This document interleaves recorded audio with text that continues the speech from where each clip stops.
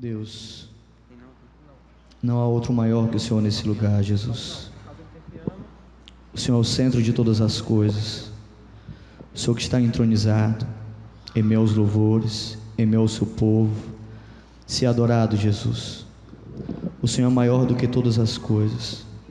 Nenhum sentido teria, Senhor Deus, se o Senhor não estivesse nesse lugar. Espírito Santo, vem, Jesus, toca nos nossos corações, faz em nós a tua vontade.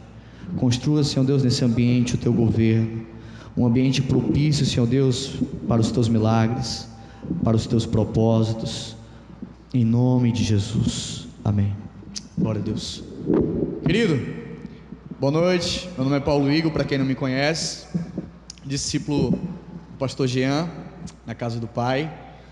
E para mim é uma honra estar aqui com vocês, é um motivo de muita alegria, né? Agradeço até ao Christian e a Aninha pelo convite, me sinto muito honrado, até porque estou no meio de pessoas também loucas e apaixonadas por Jesus. Você quer um pouco mais apaixonado, né? Mas eu estou no meio de pessoas loucas e apaixonadas por Jesus. Glória a Deus. Queria que você olhasse para a pessoa que está do seu lado e falasse assim: meu irmão, haja o que houver, não me atrapalhe. Esse momento é único e específico para o meu Pai. Amém. Queridos, eu estava refletindo na palavra e estava pedindo uma direção de Deus, o que eu iria compartilhar com vocês nessa noite. E Deus me levou a Juízes. Ele já tem colocado essa palavra no meu coração. E eu queria que você abrisse sua Bíblia no livro de Juízes, capítulo 13. Juízes, capítulo 13, a partir do verso 2. Juízes, capítulo 13, versículo 2. Glória a Deus. Quem achou fala: eu achei. Quem não achou fala: pera ainda, macho. Pois abre, irmão. Amém. Juízes 13, capítulo 13, versículo 2 diz assim: e havia um homem de Zorá, da tribo de Dan, cujo nome era Manoá, e sua mulher era estéril. Repita comigo: estéril. E não tinha filhos.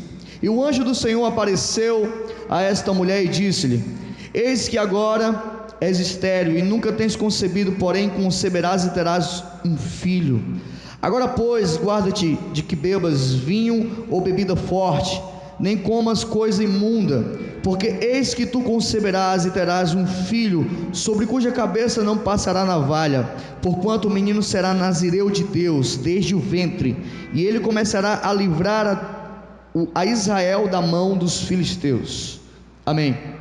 Queridos, nós acabamos de ler um texto sobre a vida de um homem que nasceu com um propósito. Ele nasceu com um destino profético. Repita comigo: destino profético. E existe algo que nós precisamos entender, porque Deus, ele tem um plano para cada um de nós. Quantos tem um plano de Deus aqui para a sua vida? Pronto. E essa convicção, você precisa ter essa convicção na sua vida. Deus, ele tem um plano, Deus, ele tem um propósito para cada um de nós. Ele planejou o nosso destino. Entenda uma coisa: ele planejou, mas ele não determinou. O que vai determinar se a gente vai viver todas as promessas, todos os propósitos, se nós vamos viver o destino profético para a nossa vida, são as nossas escolhas. São as nossas escolhas. Repita comigo: são as nossas escolhas. E aqui nós lemos um texto de um homem chamado Sansão. Desde o ventre ele já nasceu com um destino profético, com um propósito. Ele nasceu com um propósito de libertar Israel das mãos dos filisteus, das mãos do povo inimigo, do povo que oprimia o povo de Deus. E ele já nasceu com esse propósito. E Sansão, ele cresceu, ele foi crescendo, foi instruído pelos seus pais, foi colocado princípios para ele, porque toda vida que nós temos um plano, toda vida que nós seguimos um propósito, nós temos princípios a cumprir, é ou não é? Nós precisamos seguir princípios, e precisamos entender isso. E esse homem, ele, até determinado momento, esse jovem chamado Sansão, ele seguiu os princípios. Agora vamos conjecturar: será que Sansão, na sua juventude, pelo fato de ser separado, ele não sofreu alguns certos preconceitos? Será que Sansão, na sua juventude, na sua adolescência, pelo fato dele ser separado por Deus, ele não sofreu alguns preconceitos? Talvez Sansão ele não curtia como a maioria dos jovens da sua idade curtia. Talvez Sansão ele teve convites na sua juventude que ele teve que negar, ele teve que dizer não. Ó Sansão, todos os meninos agora do colégio vão ter que curtir. Toda a galera agora aqui que tá do momento, da rua, vai curtir uma balada, vamos com a gente. Não, cara, eu não posso ir, porque eu sou um cara separado, porque eu sou um homem separado por Deus.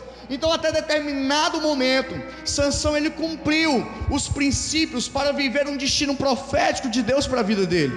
Até certo ponto, Sansão ele estava de acordo com a vontade de Deus. Até certo momento, Sansão estava alinhado com os céus. Repita comigo: alinhado com os céus. Só que Sansão ele foi perdendo a visão. Sansão, aos poucos, ele foi saindo da vontade de Deus. Aos poucos ele foi dando fim à jornada, os propósitos, os planos, saindo de lado, pegando atalhos. Aos poucos ele foi esquecendo o propósito de Deus. Aos poucos ele foi esquecendo a sua essência. Sansão, aos poucos, ele foi perdendo a visão das promessas de Deus para a vida dele. Em determinado momento, Sansão, se você continuar lendo os versículos, Sansão ele começou a engrossar o pescoço, começou a crescer, começou a se tornar independente, ao ponto de começar a desobedecer os seus pais, ao ponto de começar a contender com a sua família. E esse jovem que estava virando já um homem, começou a ter atitudes de rebeldia dentro de casa. Ele se apaixonou por uma mulher de outra tribo, mesmo com o conselho dos seus pais, dizendo: filho, não é certo fazer isso. Filho, por acaso não tem mulher em Israel para você casar? Filho, não faça isso. Mas como eu disse, o homem, Sansão, esse jovem começou a querer se tornar independente da sua vida, começou a querer fazer as coisas do seu jeito e da sua vontade, e ele começou a desobedecer os seus pais, dizendo: pai, aquela mulher é boa aos meus olhos, aquela mulher é agradável aos meus olhos, então quem manda na minha vida sou eu estou escolhendo e eu quero ela, é ela que eu vou querer casar, é ela que eu vou querer ter um relacionamento, é essa mulher porque ela é boa aos meus olhos. E uma das coisas que nós precisamos entender aqui, que quando nós estamos no propósito de Deus, nem tudo aquilo que é bom faz parte da vontade dele. Nem tudo aquilo que é bom faz parte do propósito de Deus. Nem tudo aquilo que é bom faz parte dos princípios de Deus. Me responda uma coisa: é bom ser crucificado? É bom ser pregado na cruz? É bom ser chicoteado, ser escarnecido? É bom? Isso é bom? Não. Isso, então, nós entendemos aqui que nem sempre aquilo que é bom faz parte dos planos de Deus para a nossa vida. Nós precisamos estar sensíveis à voz do Espírito e entender que nem tudo aquilo que é bom faz parte do propósito de Deus para as nossas vidas. Quem está me entendendo aqui diz amém. E esse cara, ele foi se aprofundando mais ainda no seu eu, no seu ego, querendo viver da sua forma, de uma forma irresponsável, de uma forma dissoluta, e ele começou a se aprofundar no erro. Sansão, ele não podia pegar em coisa impura, comer comida impura. Certa vez, Sansão estava no caminho e apareceu um leão, e ele matou o leão. O cara tinha tanta força que ele matou o leão, e ele deixou aquele leão lá. Depois ele voltou até lá e viu que dentro daquele leão tinha foi feito um mel naquele leão, dentro daquele leão, e ele comeu aquele mel, ele tocou no animal impuro, ele comeu coisa impura. Então Sansão, ele já estava saindo dos princípios de Deus, Sansão já estava longe da vontade de Deus, Sansão já estava saindo dos trilhos, dos princípios, daquilo que Deus planejou para ele. Sansão, ele já estava saindo, já estava se desviando, já estava se afastando. Sansão já não tinha mais visão de quem ele era mesmo, Sansão já não sabia quem ele era, Sansão já não sabia para que ele tinha nascido. Mas tem uma coisa interessante: Sansão foi um homem que fez coisas extraordinárias, fez coisas sobrenaturais. Sansão venceu batalhas, derrotou exércitos. A Bíblia fala que ele derrotou um exército de 1000 homens, de 1000 filisteus. Ele matou sozinho. Então ele fez coisas sobrenaturais. Mesmo Sansão se afastando, mesmo Sansão se desviando, mesmo Sansão saindo dos princípios, Deus, ele estava ainda usando Sansão. Alguém pode me responder por quê? Por quê? Por que mesmo ele saindo dos princípios, mesmo ele desagradando a Deus, mesmo ele quebrando todos os princípios que Deus tinha colocado desde o ventre para ele, Deus ainda usava ele? Sabe por que Deus usava Sansão? Porque Deus estava dando um tempo para ele, para que Sansão viesse cair em si e entendesse a misericórdia de Deus. A misericórdia de Deus. Eu gostei do tema, quando o Christian falou do tema, game over, fim de jogo. Não é isso? Meu inglês está correto? Está certo isso? Eu pesquisei no Google, gente, é isso mesmo. Fim de jogo. Só que Sansão, ele começou um jogo na vida que estava servindo como uma âncora para o propósito de Deus na vida dele. E existem certas coisas que nós iniciamos na nossa vida, começamos a jogar, que esses certos jogos começam a atrapalhar a nossa jornada em Deus. E essa é uma noite que você vai dar game over. É uma noite que você vai dar game over em tudo aquilo que tem te atrapalhado, em tudo aquilo que tem te barrado, e tudo aquilo que tem feito você ficar estagnado à beira do caminho. Essa é uma noite que Deus vai estar trazendo um entendimento na sua cabeça, um entendimento, luz para o seu coração, e Ele vai revelar as coisas que precisam ser mudadas, moldadas e transformadas dentro de você, porque a transformação não é de fora para dentro, é de dentro para fora. De dentro para fora. E Sansão começou saiu totalmente do caminho, dos princípios, mas mesmo assim, ele estava sendo usado por Deus. Mesmo assim, Deus ainda usava ele. Só que Sansão, ele conheceu uma mulher chamada Dalila. E o cara, ele se arriou os 4 pneus, doido, varrido, apaixonado por essa mulher. Ficou doido, ficou louco. Dalila apareceu no caminho dele e ele pirou.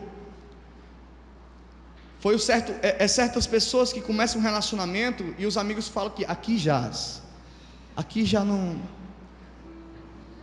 Sabe, porque existem relacionamentos que é uma prisão, gente. 2 meses de namoro, o homem já está pedindo: por favor, querida, a senhora poderia me autorizar só para ir jogar um futebol com meus amigos? E a mulher está aqui com o cara braba. Não sei, vou pensar, vou pedir revelação ao Espírito Santo, para ver se eu libero você a estar nesse jogo de futebol.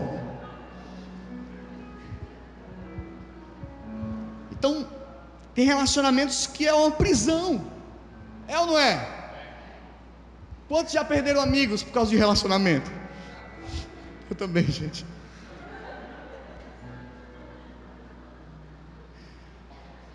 Só que Sansão, ele estava completamente deitado na lama. E a Dalila, a Dalila era uma mulher, era uma prostituta. E quando ele deitou-se com ela, E essa mulher era esperta, porque ela queria descobrir qual era a falha de Sansão. Ela queria descobrir qual era o segredo da força de Sansão. E aí, numa bela noite, os dois estavam deitados na mesma tenda. E a Dalila, ela perguntou: Sansão, eu queria fazer uma pergunta para você. Sansão, qual é o segredo da sua força? Você pode falar para mim? E Dalila, e Sansão meio que titubeou. Ô Dalila, eu não sei se eu posso falar. Dalila, Dalila, não tem outra pergunta para fazer, eu não sei se eu posso falar. Aí Dalila: Sansão, tu não me ama. Porque se tu amasse... irmão, porque tem relacionamento que é complicado, sabe?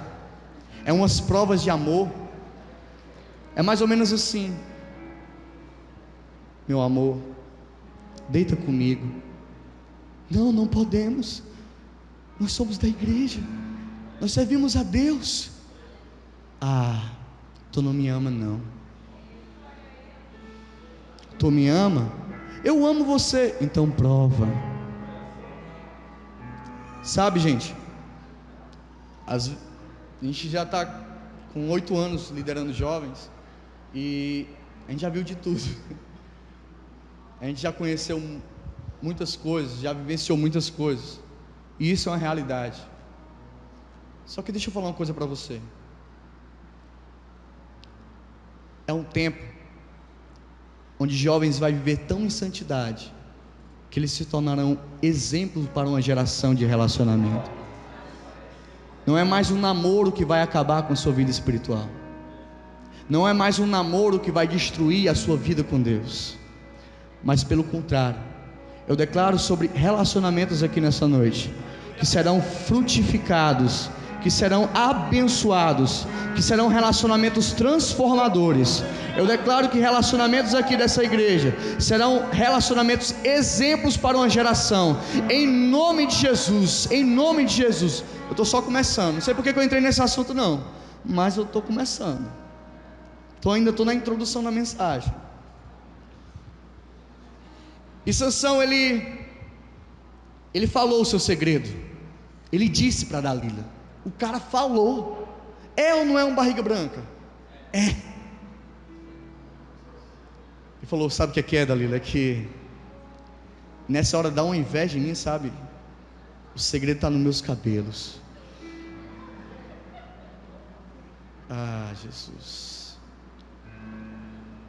E a Dalila, ela fez assim, ó. É? Quando foi pela manhã, Sansão ainda dormindo, Dalila veio com a tesoura, com a foice, sei lá, com a faca, e fez chlepe no cabelo de Sansão. O homem acordou, quando ele levantou: ai Deus, cadê minhas forças? Com as pernas bambas, fraco, desnorteado. Meu Deus, cadê meu cabelo? Em seguida veio o exército inimigo, o exército dos filisteus. Chegaram à porta da tenda, prenderam Sansão, e em seguida furaram seus olhos. Lembra no começo aquilo que ele falou para os seus pais? Ele começou a viver tudo de acordo com os seus olhos. Querido, os olhos é a janela da alma. Os olhos é a janela da alma. Logo, tudo aquilo que você vê penetra no seu coração. Tudo aquilo que você vê penetra na sua mente. Os olhos é a janela da alma. Só que eu declaro sobre a vida de vocês que vocês não vão mais viver por vista. Vocês vão ter uma visão do céu. Vocês vão ter uma visão do propósito de Deus para a vida de vocês. Vocês não vão mais andar por vista, fazendo com que tudo aquilo que vocês olhem, todo o pecado venha contaminar o seu eu, o seu coração. Eu declaro sobre a geração da Igreja Batista Nova Aliança um novo tempo, visões dos céus, visões do alto, pois é assim que Ele fala na palavra dEle, que nos últimos dias os jovens terão visões, e vocês terão visões do céu, da vontade, do propósito, do reino, da vontade de Deus para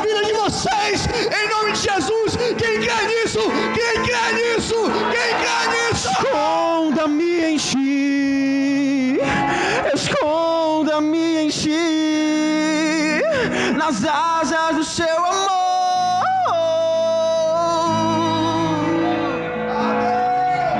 Esconda-me em ti, esconda-me em ti, nas asas do seu amor.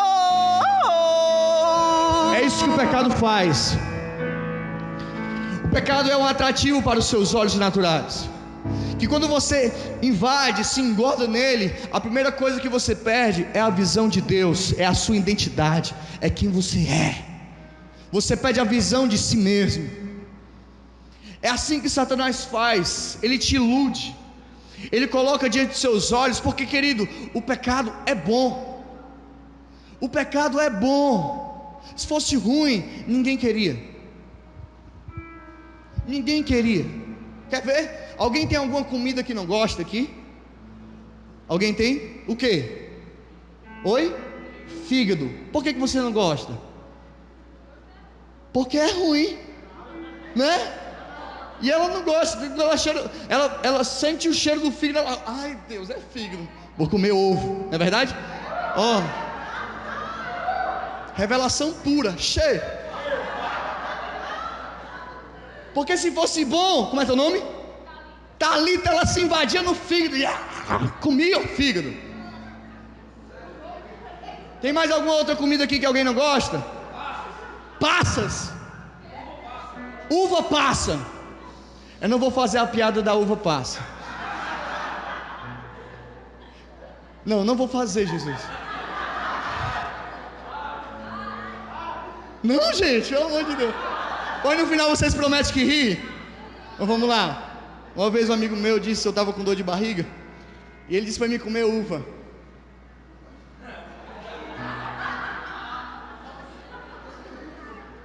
Uva por quê?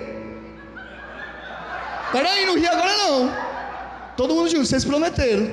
Porque uva passa. Mas que risada fraca, ó, gente, eu não faço mais isso, viu? Não faço mais isso. Então, perdi. Por que tu não gosta da uva passa? Porque é ruim. Porque se fosse bom, você comia uva passa todo dia, né? Então, o pecado é bom, mas nem tudo aquilo que é bom faz parte do propósito. Nem tudo aquilo que é bom faz parte dos planos de Deus para a nossa vida. Nem tudo aquilo que... Sabe aquelas pessoas que tá na jornada, tá na caminhada, e tá num projeto, tá numa empreiteira, e fala assim: ai, o Senhor tá me incomodando para me pregar ali na praça, mas eu não estou sentindo paz.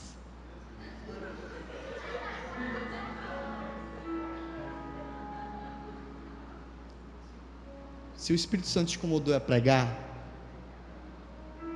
vai-se embora, cara. Vai, anuncie o Evangelho. Se o Espírito Santo colocou algo no seu coração para você fazer, faz. Não precisa sentir paz para isso. O que você vai sentir de cara é medo. Mas ele fala: não temas, porque eu sou contigo. Ainda estou na introdução da mensagem. Meu Deus, Christian, eu te amo.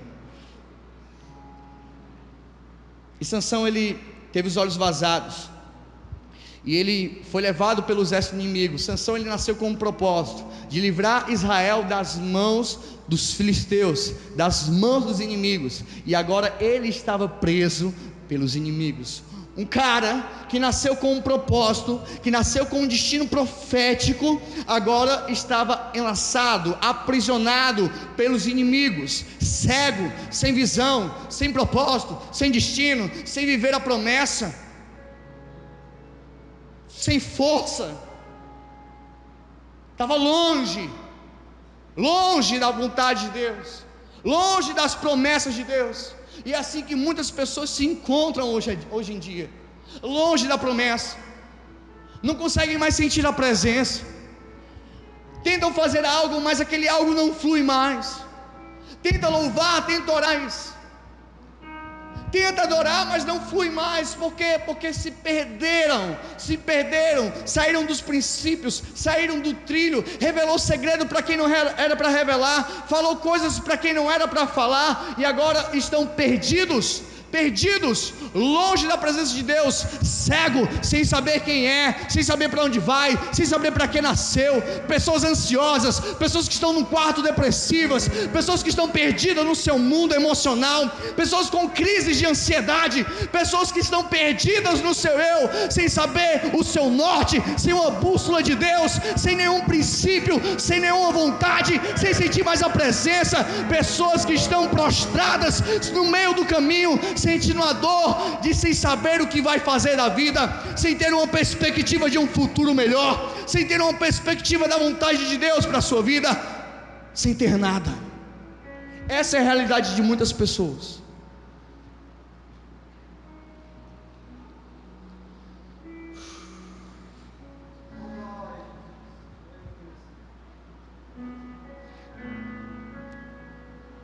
Eu falei desse cara, mas eu tenho viajado na vida de outro homem. Esse homem chama-se Josué. E eu estou virando fã desse cara. Esse cara é massa. O que esse cara fez foi tremendo. A forma que esse cara foi usado por Deus. Eu estava falando de Sansão, agora estou falando de Josué. São dois homens que nós precisamos nos espelhar. Espelhar o que não fazer e se espelhar no que fazer.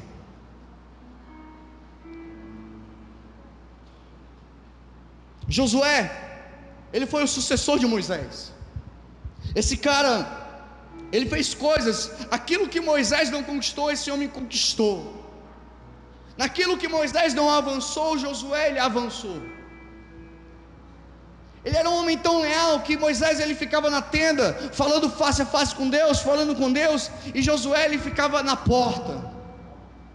Ele ficava na porta, e talvez a visão da porta é diferente da visão de quem está lá dentro. Às vezes está na porta, e aqui é uma revelação principalmente para quem tem um propósito específico no ministério. Nem sempre estar na porta é ruim. A porta é lugar de espera, a porta é lugar de aguardar, a porta é lugar de ter paciência, na porta é lugar de você entender ali, ter a visão diferente, ter uma visão diferente da de Moisés. Na porta é lugar de lealdade, é onde Deus vai testar a nossa lealdade.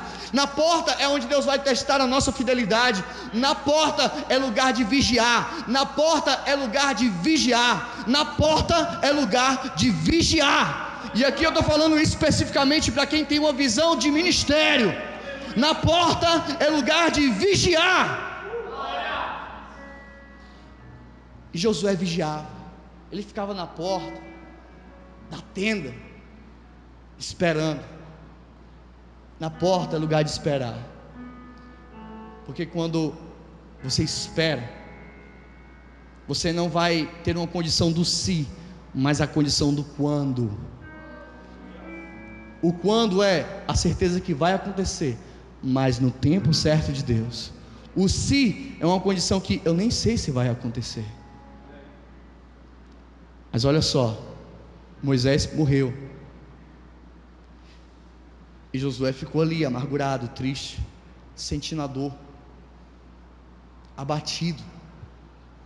Sabe quem foi que chegou para Josué? O próprio Deus, falando: ei, você que estava na porta esperando, você que todos esses anos guardou a sua lealdade, chegou a sua hora, chegou a sua vez. Agora é o tempo. Esforça-te e tem bom ânimo. Esforça-te e tem bom ânimo. Esforça-te fala de você remover a sua estrutura, se levantar. Ânimo fala do emocional. Deus nesses dias tem tocado no emocional de muitas pessoas, porque existem muitos jovens almáticos, mas nesse tempo nós não vamos viver pela alma, mas pelo Espírito.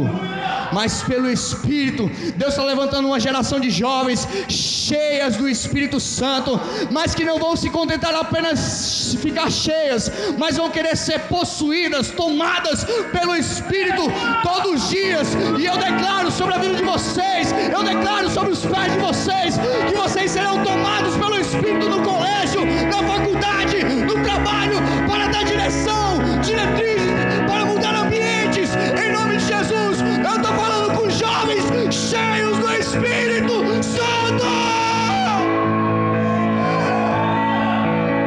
Querido, entenda uma coisa: quantos querem ir para o céu aqui? Quantos querem ir para o céu aqui? Quantos querem ir hoje? Ficou a mão levantada, ficou a mão levantada. Quantos querem ir hoje para o céu? Hoje. Bicho corajoso. Tem gente que não consegue ficar com a mão levantada, sabe por quê? Porque entende que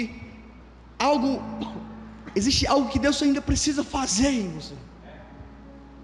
Existem coisas que você não viveu ainda, que você precisa viver.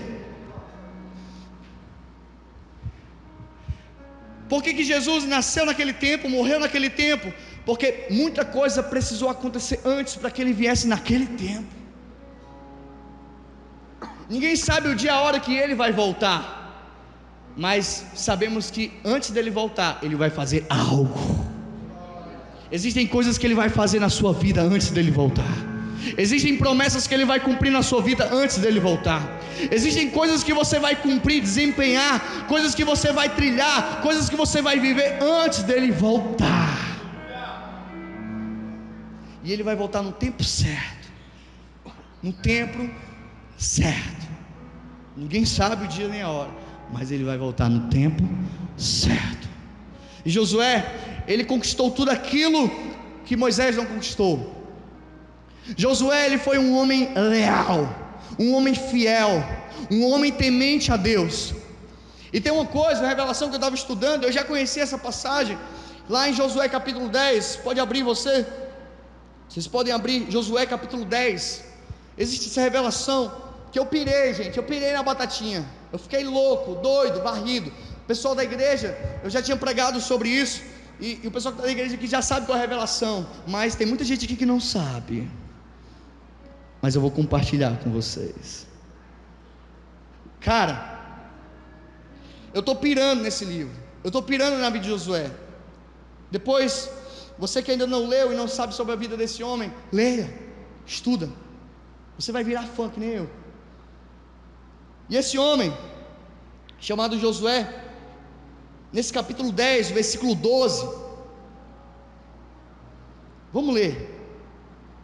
Então Josué falou ao Senhor no dia em que o Senhor deu os amorreus na mão dos filhos de Israel, e disse aos olhos dos israelitas: Sol, detente em Gideão, e tu, lua, no vale de Aijalon. E o sol se deteve, e a lua parou, até que o povo se vingou de seus inimigos. Isso não está escrito no livro do reto? O sol, pois, se deteve no meio do céu, e não se apresentou a pôr-se quase um dia inteiro. E não houve dia semelhante a este, nem antes nem depois dele, ouvindo o Senhor assim a voz de um homem, porque o Senhor pelejava por Israel. Gente, eu li esse texto, eu fiquei, meu Deus do céu, que massa. O cara estava pelejando, estava guerreando, e no meio da peleja, no meio da guerra, ele orou, pedindo para que o sol parasse, pedindo para que a lua parasse. Sabe o que aconteceu? Parou. E é comprovado cientificamente que há um atraso na rotação da Terra com o sol de 24 horas.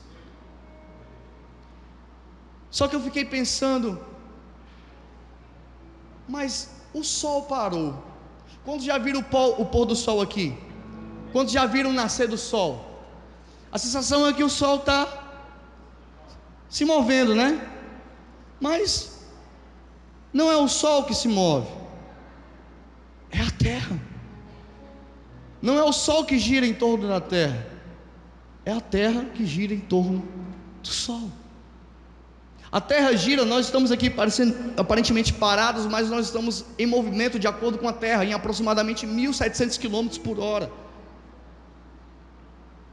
E aí, eu fiquei me perguntando, como é que ele ora para algo parar se já está parado? Me responde, Espírito Santo. Como é que o cara pede para parar algo que já está parado? E eu fui pedindo discernimento do Espírito. E aí minha fé foi lá no escribal do Judas, foi longe. Foi longe. E eu entendi que Deus, ele não parou, não foi o sol. Alguns dizem que ele parou somente a terra. Mas se não tinha sentido ele parar a terra e a lua ficar em movimento. Deus, ele parou o universo por causa de um homem de propósito. Deus, ele parou o universo por causa de um homem que orou. Deus, ele parou o universo por causa de um homem que estava carregando um propósito. Sabe o que é que vai acontecer se você se posicionar? Sabe o que é que vai acontecer se você se mover de acordo com a vontade de Deus? Sabe o que é que vai acontecer se você se colocar novamente num propósito eterno para a sua vida? Sabe o que é que vai acontecer se você se colocar novamente nos princípios, no trilho para o destino profético na sua vida? Deus, ele vai mover os céus e a terra em seu favor. Se ele não mover, ele vai parar os céus e a terra em seu favor. Mas se você tiver no propósito, a mão de Deus vai estar estendida para a sua vida. Se você continuar no propósito, pelejando, guerreando, não contra carne nem contra sangue, mas contra principados, contra as potestades, se você continuar pelejando em oração, dobrando seus joelhos em favor do reino, em favor das pessoas, Deus, ele vai mover os céus e a terra em seu favor. Deus, ele vai parar o céu e vai parar a terra em seu favor. Quantos creem nisso? Quantos estão apaixonados por esse Deus? Quantos estão apaixonados? Como eu amo seu nome, tens o nome mais lindo que eu conheço. Como eu amo seu nome, Como eu te amo, como eu amo seu nome, tens o nome mais lindo que eu conheço. Como eu amo seu nome. escuta. Só que o que eu acho incrível na vida de Josué, sabe o que é?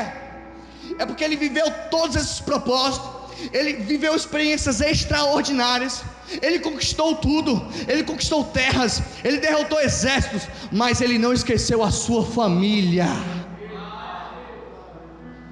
E aqui é o ponto mais chave da mensagem: é a nossa família. Porque a maioria dos jovens querem ter sucesso fora, mas dentro de casa são um desastre. E aqui não é palavra para pesar a sua vida, mas é uma palavra de reposicionamento, de direção. Esse homem não esqueceu a sua família. Sansão, logo no início, quando ele entendeu todo o poder que ele tinha, ele começou a ser rebelde com a sua família. Mas esse cara, ele continuou sendo leal a Deus e fiel à sua família.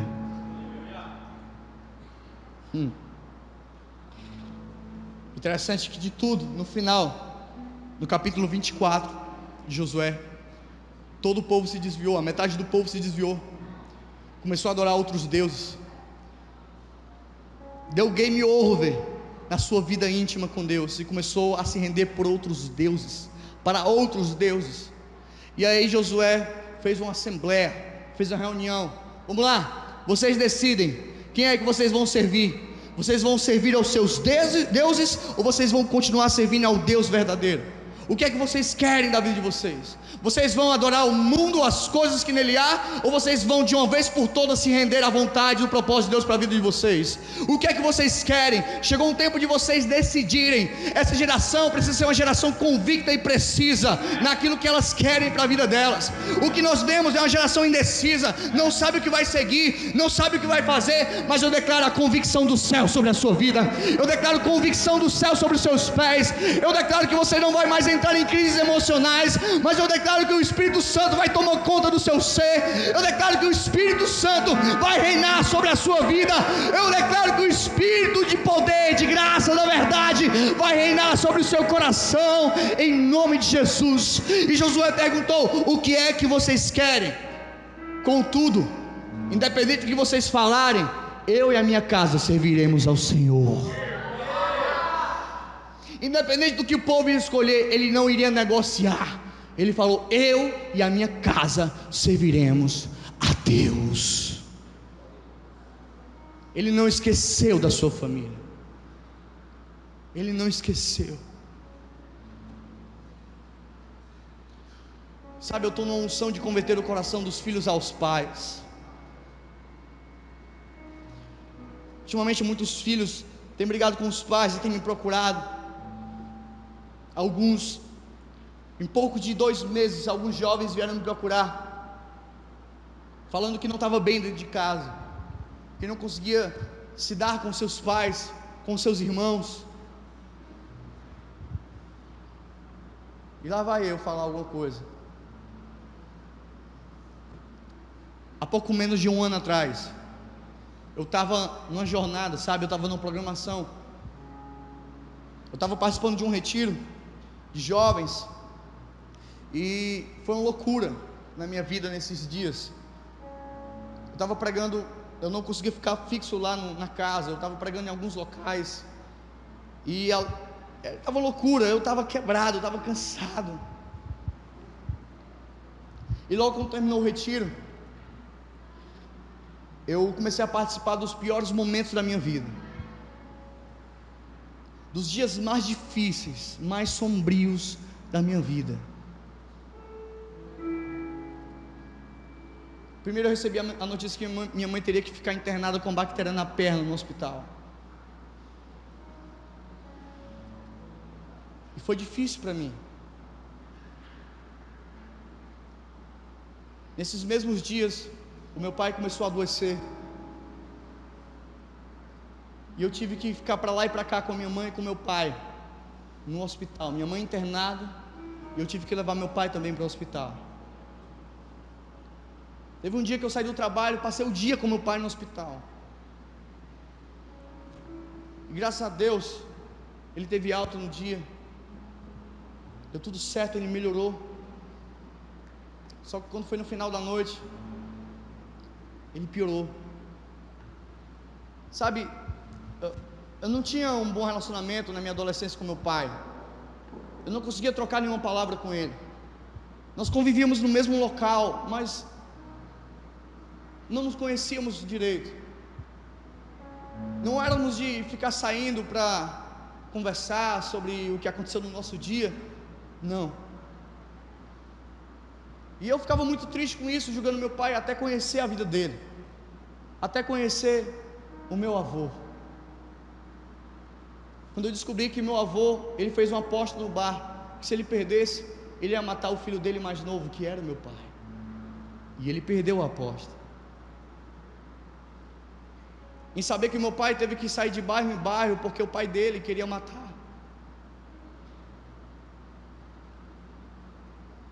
E aí eu comecei a entender meu pai. E depois que eu casei com a mulher mais linda do mundo, meu relacionamento com meu pai mudou. Eu fiquei mais diferente, sabe?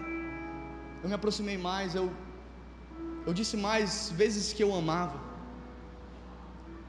Às vezes meu pai, eu saía de casa e meu pai ainda estava deitado, e eu tinha medo de abraçar ele, porque eu achava que ele ia me repelir.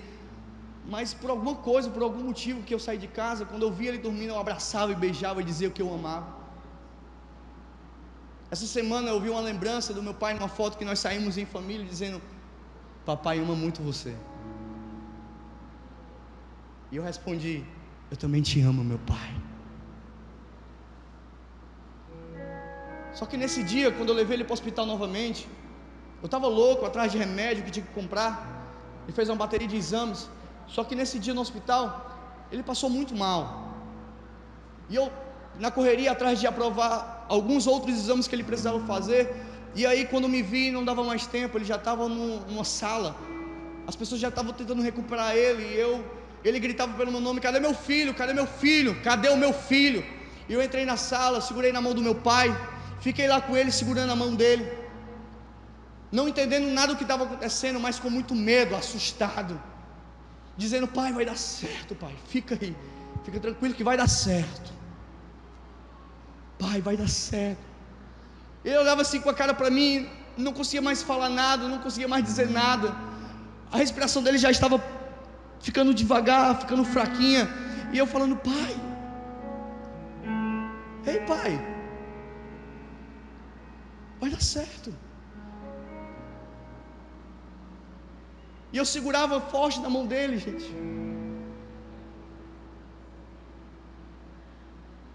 E eu olhava para os olhos dele, e ele tentando me falar alguma coisa e não conseguia. Muitos médicos, enfermeiros ao redor. E eu segurava na mão dele e falava: pai, vai dar certo. Vai dar certo, gente, vai dar certo. E naquele dia, meu pai faleceu.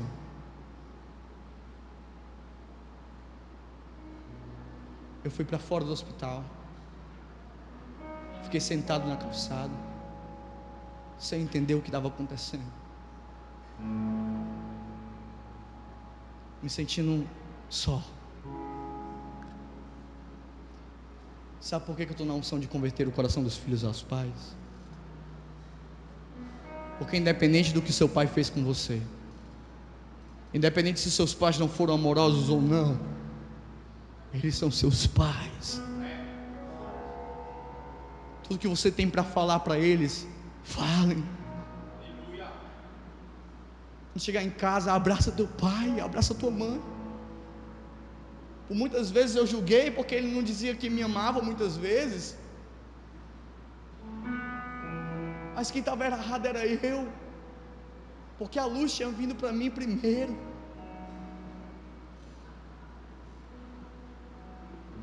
Se for para abraçar, abrace hoje. Se for para dizer que ama, diga hoje, independente do que aconteceu, diga hoje, porque depois que morre, as suas palavras vão para o vento, as suas palavras vão se embora. É um tempo de dar game over em tudo aquilo que atrapalha você com a sua família. Aleluia. Jovens que ficam, sabe, gente, existem pais que investem na vida de muitos jovens, de muitos filhos, dão casa, dão comida, e eles não cobram isso. Eles não vão cobrar lá na frente: agora é a hora de você me dar casa e me dar comida. Eles fazem isso por amor, porque são seus filhos.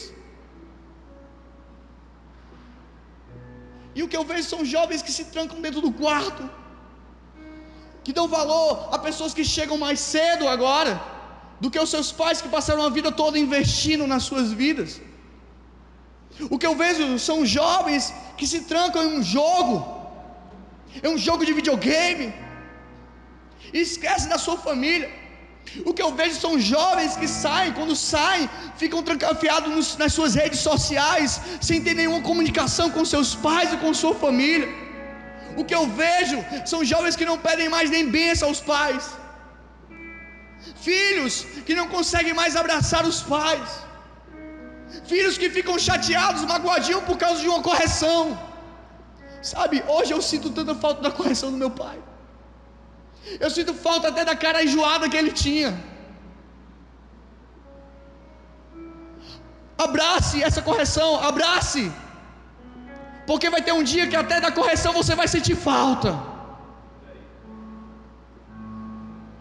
É um tempo que vocês vão viver o sobrenatural de Deus, mas sem se esquecer da família de vocês, sem esquecer de orar pelo familiar de vocês, pelos pais de vocês, pelos irmãos, pelos tios, pelos primos.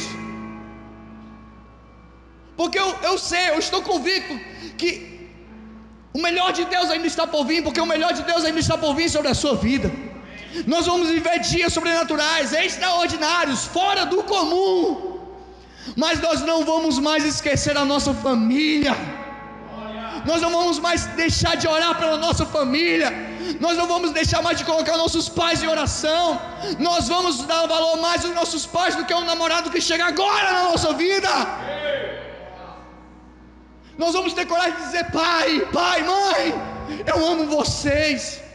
Sem hora, sem lugar, sem data exata, sem aniversário, sem dia especial,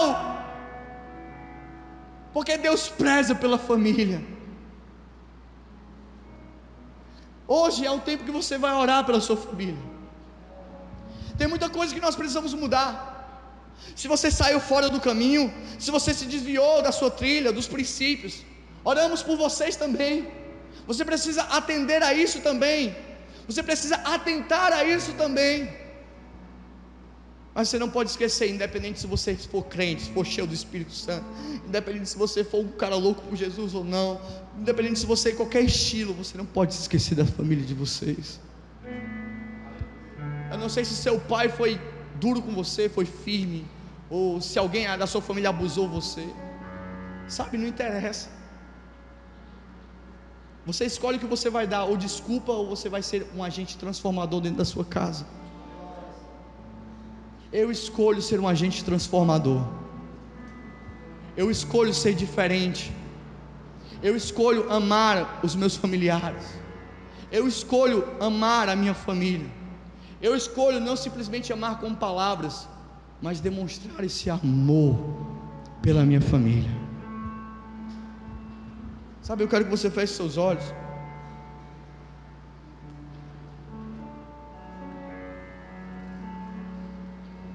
Eu quero que você pense na sua família. Eu quero que você pense nos seus pais, se é que algum deles estão vivos ou são presentes com você.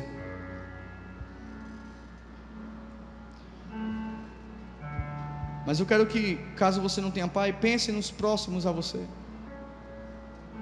naqueles que dedicaram a vida para ajudar você, para cuidar de você.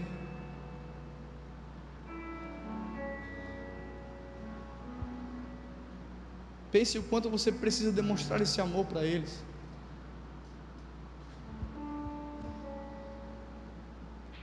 Nós não somos mais uma geração que vamos ficar mendigando carências, carícias, amor. Nós somos uma geração que vamos nos tornar completos em Deus, e ao invés de mendigar, nós vamos dar o amor de Deus para essas pessoas. Elas vão sentir o resplandecer da glória de Deus através das nossas vidas. Sabe, na área que nós falhamos, vai ser a área que nós vamos ser aperfeiçoados em Deus, porque o poder dele se aperfeiçoa na nossa fraqueza. E se você falhou com a sua família até hoje, saiba que sempre há um novo amanhã para recomeçar. Sempre há um novo amanhã para fazermos tudo de novo, mas de uma maneira diferente. Sempre há um tempo para fazermos tudo diferente. Sempre há um tempo para manifestarmos o amor de Deus na nossa casa.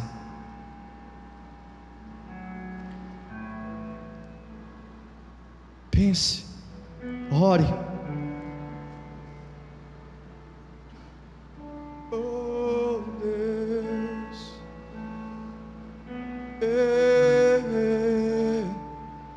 oh, oh, oh.